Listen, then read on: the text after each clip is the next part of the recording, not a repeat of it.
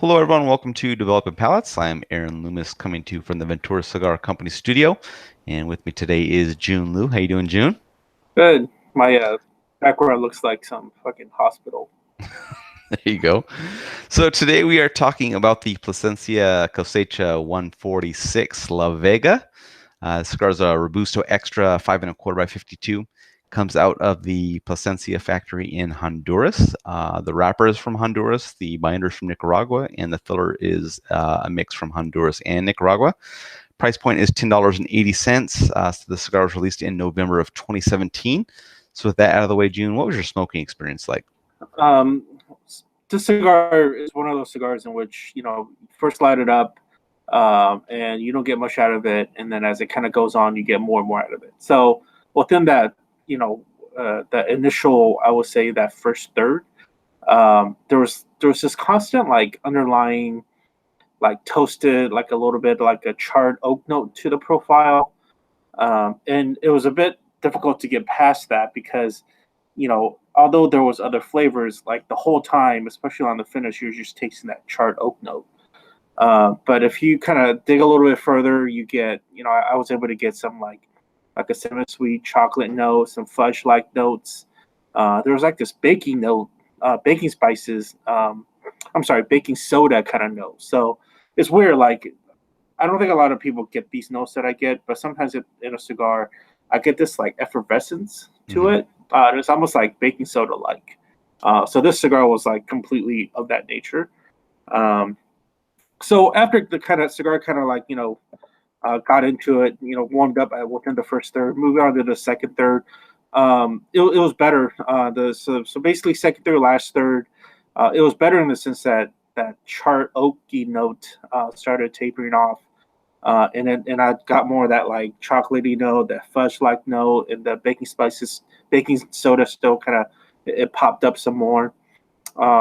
This is one of those cigars in which retrohaling is really most important because it's the best part of the cigar. It was very like full, like I would say, like direct notes of like dry nuttiness, black pepper, and then within kind of moving on to the last couple of thirds, the strength kind of went from medium to medium full, while body stayed medium. Uh, so within the flavor, it's basically like I said, average, got better and better. In terms of construction, burn wise, I rated it very good. So it's one notch below our perfect score. Uh, just to relight within that last third, overall, really tight ashes, good smoke production, relatively even burn, so really no big issues. Draw I also rated to be very good. It was a little snug for my liking, but it wasn't concerning by any means. Yeah, for me, the cigar started out with some creamy wood, pretty decent amount of black pepper with a really long finish to it. The black pepper started mellowing out about a 1/4 inch in, and the wood became a little bit fuller. Uh, about an inch in, the wood and the cream were at equal levels. Black pepper really faint in the background. Retrohale is primarily wood with a little bit of black pepper there. As the third was wrapping up, wood became a little bit more defined as cedar, gained a kind of a mild spiciness to it, but the cream was staying at an equal level to that. The black pepper had gone away completely, and the strength was slightly below medium. In the second third, kind of continued on with that slightly spicy cedar and cream. A little bit of earthiness kind of joins in after that. And a little further, the cedar transitions back to a general wood note, kind of loses that spice. Cream reduces a little bit. Earthiness is slightly dry. About an inch in, the wood and the earthiness were up front, a little bit of cream still in the background. Retroale also carries that wood and dry earthiness. And then as the third comes to a close, the cream goes away while the wood and earthiness remain. Strength bumps up right at medium. And then the final third, continuing on where the second third left off, a little further in, a little bit of cream kind of rejoins the profile, and the wood gains a little bit of a char. Retrohale is kind of that charred wood and dry earthiness to it. And then at about a 1/2 inch in, the char really begins to increase quite a bit. So the wood, that charred wood really takes over the lead from that earthiness. That's kind of how the cigar finishes out. Strength bumps up to slightly above medium. In regards to the burn, it got off a little bit in the first third, but that's self-corrected and it stayed pretty straight the rest of the way. But in the second half of the second third, I had a really hard time staying lit and I had to relight it twice.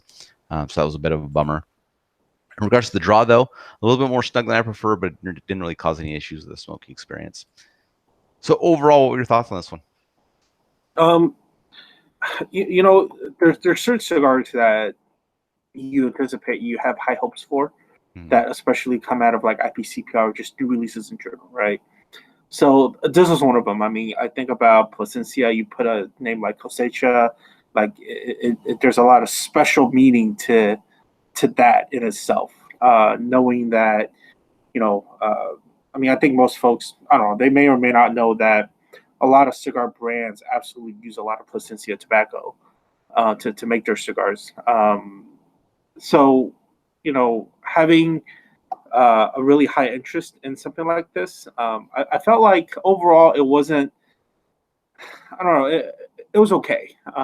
It took a while to get into it. Overall notes wasn't all that complex or unique, transition wise nuances. So they really hit all the right marks to make it a really good cigar. So I guess in that sense it was a bit disappointing. But if you get past that first third, and you get into like the better like chocolatier like kind of notes of the cigar, Right. it is tasty, but it just kind of feels like a run of the mill kind of a Plasencia cigar as compared to like something that I expected to be fantastic. Yeah, I mean, this was my first experience with a Plasencia branded cigar. I mean, I think it was a good introduction. The flavor profile was pretty good. Final third fell off a bit with the char really taking over the profile. Strength's right around medium the whole way, so it's probably approachable to most smokers. And I'd be up for smoking this, on occasion. I'm not going to really go hunt down a bunch of these, but I think it was a good introduction. I'm very interested in trying some of the other lines just to see what the offering is.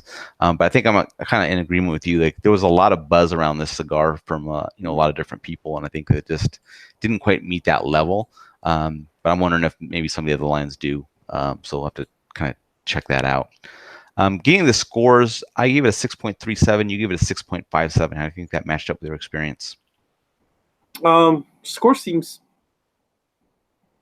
well, my average has been like that mid sixes. So given that sort of an average, whether the qualitative and looking at the quantitative kind of rating, it kind of tells me that it's an average tasting cigar in this scenario with pretty good construction. So in terms of pay, I'm good with the score, but what you should get out of that is it's not something that's like fantastic. It's something that I would revisit, but nothing to hurry up and revisit. Yeah, I mean, we scored it similar. The only difference really was that I had to burn lower than you, and that's the only real difference in regards to score. We both scored two of the thirds in the good level and one in average. So, I'm in agreement. It's got a good flavor profile. I think that you were expecting more, and that's where kind of the disappointment leads. I mean, this cigar definitely scores better than a lot of cigars that we've reviewed. So it's not like it's a bad cigar. It didn't.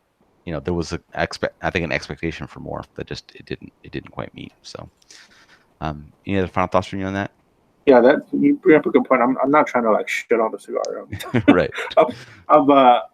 I'm more saying I'm let down by the hype, but overall, in the grand scheme of things, it's a good cigar to taste and try.